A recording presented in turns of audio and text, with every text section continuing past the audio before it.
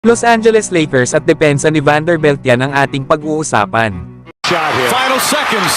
Bryant for the win. Bang! Number 1 na ang Lakers mga idol pagdating sa depensa.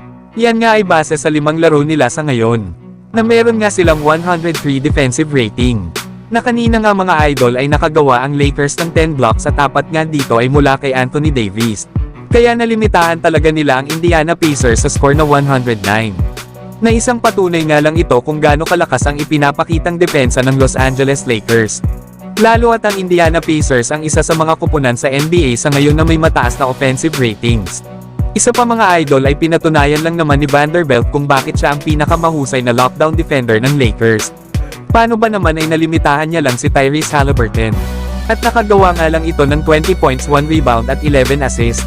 At meron naman itong 8 out of 14 sa field goal at 2 out of 8 naman pagdating sa beyond the arc.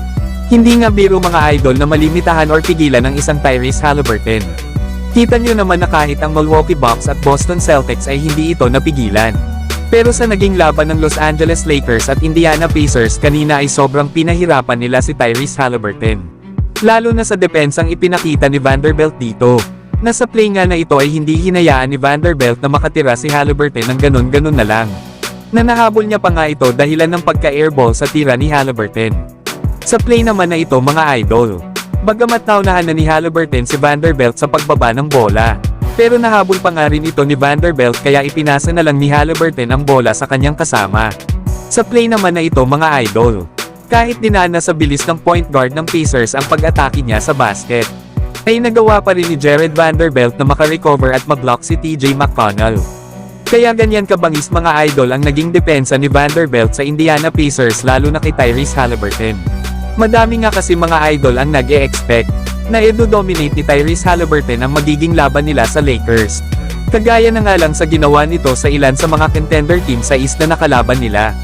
Pero iba kasi ang Lakers dahil bukod sa size na meron sila, ay mabilis din ang mga ito kumilos na kayang-kaya talagang sabayan ang Indiana Pacers.